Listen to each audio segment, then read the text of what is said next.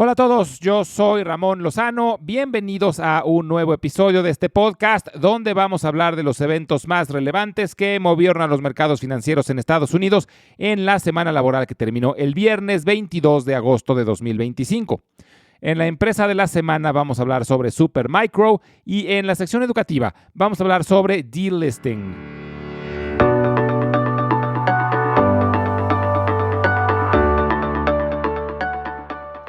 Fue una semana con resultados mixtos donde el Dow Jones fue el que mejor desempeño tuvo, subiendo 1.6% y marcando su primer máximo histórico del año. El Standard & Poor's 500 logró rescatar una pequeña ganancia de 0.3%, pero el Nasdaq retrocedió 0.6%. La información geopolítica acaparó los reflectores los primeros días de la semana, debido a las reuniones que el presidente Trump tuvo. Primero con el presidente Vladimir Putin de Rusia y luego con Volodymyr Zelensky de Ucrania, junto con los líderes de Francia, Alemania, Reino Unido, Italia, Finlandia y la presidenta de la Comisión Europea. El tema principal de las reuniones fue el conflicto armado entre Rusia y Ucrania.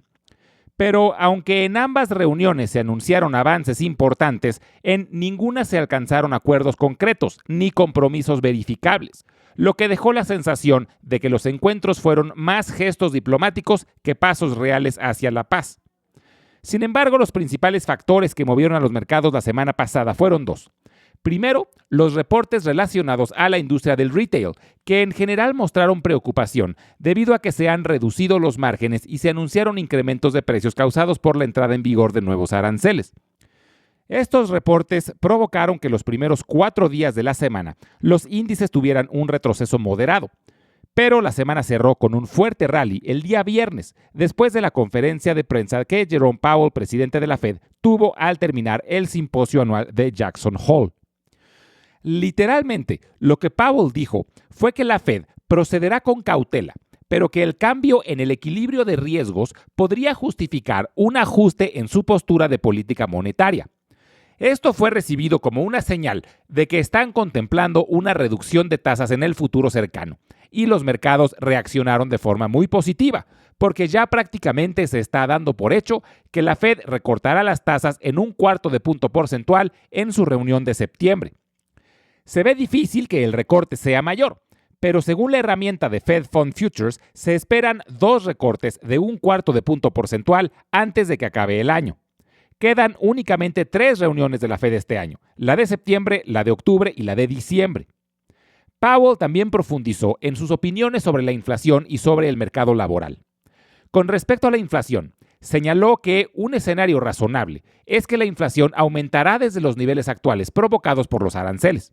Sin embargo, consideró que ese incremento podría ser relativamente breve. Si los aranceles no siguen subiendo de manera consistente, la inflación debería estabilizarse con el tiempo. Sobre el mercado laboral, Powell indicó que el empleo estaba en un equilibrio curioso, porque tanto la oferta como la demanda de trabajo se han debilitado.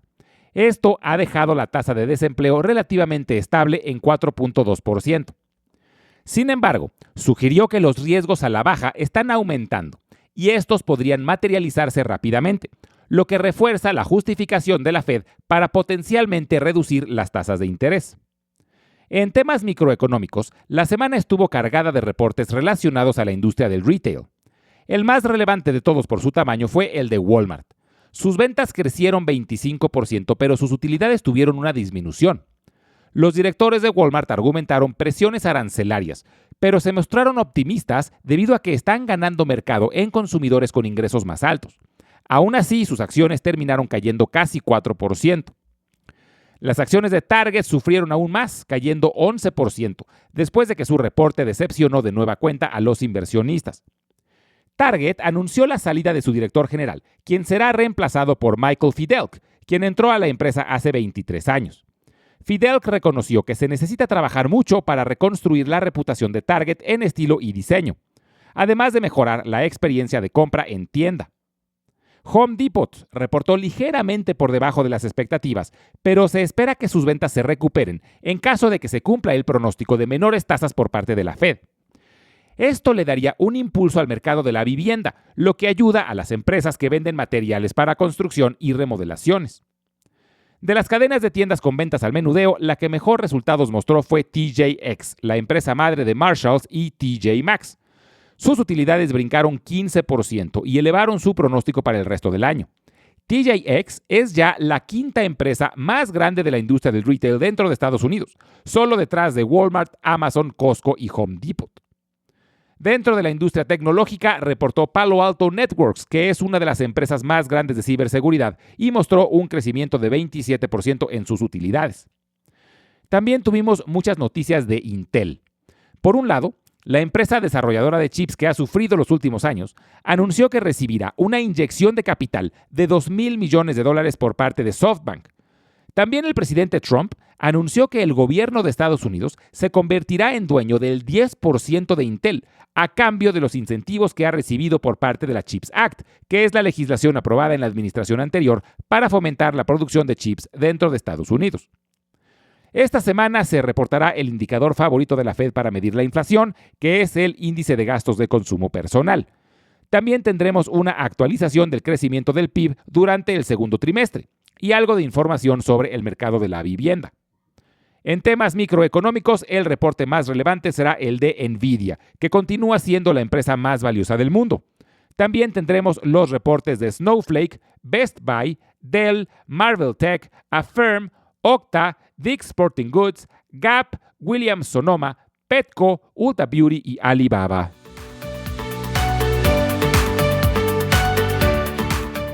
En la empresa de la semana vamos a hablar sobre Supermicro Computer.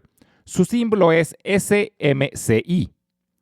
Supermicro Computer Inc., mejor conocida como Supermicro, fue fundada en 1993 en San José, California, por Charles Liang y su esposa, Sarah Liu.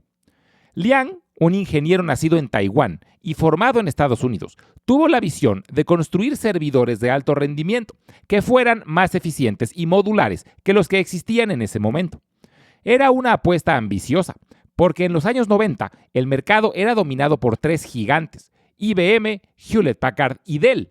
Pero Supermicro encontró su nicho en ofrecer soluciones personalizadas, rápidas y adaptables. Por mucho tiempo, la compañía pasó casi desapercibida. Sus productos eran de nicho y solo eran apreciados por clientes especializados, como universidades, laboratorios y algunas empresas de telecomunicaciones, pero no tenía la fama ni la escala de los grandes fabricantes. Pero todo eso cambió en los últimos años con la llegada de la inteligencia artificial, debido a que los programas como ChatGPT, Grok, Gemini o Copilot necesitan una cantidad enorme de cómputo. Entrenar un modelo requiere decenas de miles de servidores equipados con tarjetas gráficas especializadas como las de Nvidia. Y aquí es donde Supermicro encontró su oportunidad. La empresa ha demostrado una agilidad extraordinaria para diseñar y entregar sistemas optimizados para las nuevas necesidades de cómputo. Ha logrado desarrollar y sacar productos nuevos al mercado en cuestión de semanas. Sus servidores modulares permiten a los clientes escalar sus centros de datos con rapidez, algo fundamental, ya que están experimentando un crecimiento exponencial en la demanda. Tienen una estrecha relación con Nvidia, algo que ha sido clave. Muchos de los sistemas de Supermicro están diseñados específicamente para exprimir al máximo la capacidad de las tarjetas gráficas de Nvidia, que son las más demandadas en el entrenamiento de modelos de inteligencia artificial. Dentro de la industria de los semiconductores, Supermicro es una empresa relativamente pequeña si la comparamos con los gigantes como Nvidia, Broadcom o Taiwan Semi. Su valor de mercado ronda los $25,000 millones. Esto hace que sus acciones sean muy volátiles. Su máximo histórico fue marcado a inicios del año pasado, con un valor cercano a los $115, pero luego se desplomaron, llegando a un mínimo de $18. Este año han recuperado parte del terreno perdido y su precio ronda los $43, pero aún están muy lejos de sus máximos.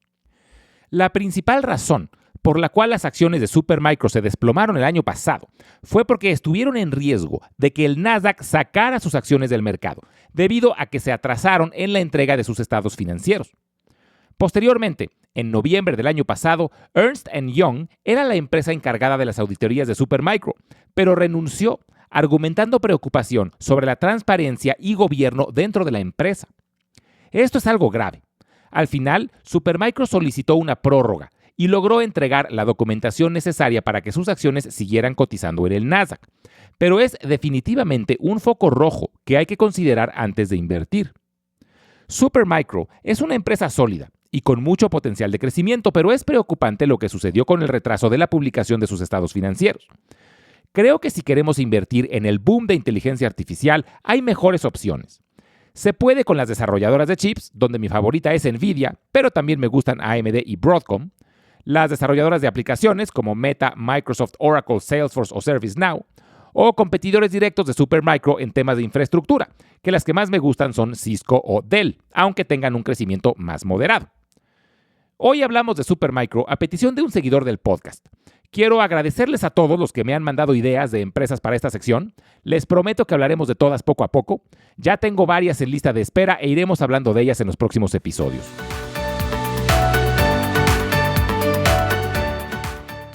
Hemos hablado en el pasado sobre los requisitos que los principales mercados de valores tienen para permitir que empresas coticen en ellos. Pero puede darse el caso de que una empresa que ya cotiza en alguno de estos mercados deje de cumplir con estos requisitos. En este caso, se realiza un proceso conocido como delisting, lo que en español podría traducirse como deslistado, aunque también se le suele decir exclusión de cotización. Una de las razones por las que una empresa puede ser deslistada es si el precio de su acción es demasiado bajo. En el Nasdaq, por ejemplo, el mínimo es de $1. Sin embargo, es relativamente fácil evitar esto, haciendo un reverse split, aunque en ocasiones la caída de precio es tan rápida que no da tiempo y acaban siendo deslistadas. Esto le sucedió a Sears en 2018, que a pesar de intentar realizar reverse splits, no logró mantener el precio por arriba de $1 de manera sostenible. También pueden ser deslistadas si su valor de mercado es muy bajo o si no alcanzan un mínimo de transacciones diarias. Pero una de las causas más comunes es la falta de transparencia financiera. Estas son situaciones en las que una empresa no cumple con las obligaciones de presentar sus estados financieros de manera oportuna, completa y precisa. Para cotizar en los principales mercados, las empresas están obligadas a presentar informes trimestrales y anuales auditados que cumplan con las regulaciones de la SEC, la Comisión de Bolsa y de Valores de Estados Unidos. Si una empresa no entrega estos documentos a tiempo, o si se detectan irregularidades significativas, como errores contables o incluso sospechas de fraude, las autoridades del mercado pueden iniciar un proceso de revisión que en última instancia podría llevar a deslistarlas. Ahora, ¿qué pasa cuando una empresa es deslistada? Bueno, esto no significa que quiebre o desaparezca. Lo que quiere decir es que ya no se pueden comprar o vender en el mercado en el que cotizaban, pero pueden seguir operando en el mercado over the counter, que es un mercado informal y descentralizado en el que algunos brokers participan. Lo que siempre ocurre es que las acciones de la empresa deslistada sufren una caída muy pronunciada, ya que muchos inversionistas institucionales, como fondos de pensiones o fondos mutuos, a menudo tienen políticas que les prohíben invertir en empresas que no cotizan en los principales mercados. Además, la percepción de riesgo aumenta, lo que puede llevar a una venta masiva de acciones. Un caso muy sonado de una empresa que fue deslistada por fraude fue Enron, que a finales de los años 90 era una de las empresas más admiradas de Estados Unidos. Sin embargo, en 2001 se descubrió un enorme fraude contable y sus acciones cayeron prácticamente a cero, por lo que la Bolsa de Valores de Nueva York decidió deslistarlas. Poco después, Enron se declaró en bancarrota. Enron es un caso extremo, pero justo Supermicro, la empresa de la que hablamos en la sección anterior, es otro caso muy sonado. En 2018, el Nasdaq notificó a Supermicro que habían decidido suspender las acciones de la empresa argumentando falta de transparencia financiera, debido a que no entregaron sus estados financieros a tiempo. Además de que una investigación de la SEC reveló fallas en sus prácticas de reconocimientos de ingresos. Tras ser deslistada, las acciones de Supermicro pasaron a negociarse en el mercado over the counter. Durante ese tiempo, la empresa enfrentó una caída muy significativa en el precio de sus acciones. Sin embargo, después de casi 2 años de trabajo, la empresa logró resolver sus problemas de cumplimiento y presentó todos los informes financieros requeridos, por lo que regresó a cotizar al Nasdaq en el 2020. Lo que sucedió el año pasado, cuando el Nasdaq advirtió de nuevo a Supermicro que estaba en riesgo de deslistar sus acciones por retraso en la publicación de sus estados financieros, con mucha razón preocupó a los inversionistas. Y es que este no es un problema menor, sobre todo cuando ya había pasado por un delisting hace 7 años por razones similares, lo que hace que esta nueva advertencia levante serias dudas sobre si la empresa ha aprendido de sus errores. Para resumir, el delisting es más que un tecnicismo del mercado de valores. Es una señal de alerta que puede reflejar problemas operativos o de cumplimiento, como en el caso de Supermicro, dificultades financieras, como en el caso de Sears, o también graves fallas de gobernanza, como en el caso de Enron. Como siempre, les recuerdo que todas las transcripciones las estaremos subiendo al blog, que se encuentra en Substack, al que pueden acceder directamente desde la página www.ramonlog.com. Y los invito a visitar nuestro canal de YouTube, que lo pueden encontrar como Invertir en la Bolsa Podcast. Ahí podrán encontrar los audiogramas de todos los episodios, además de videos educativos. Finalmente, les dejo mi correo electrónico por si tienen alguna duda, comentario o sugerencia. Es ramonlog@yahoo.com. Muchas gracias y nos escuchamos en el próximo episodio.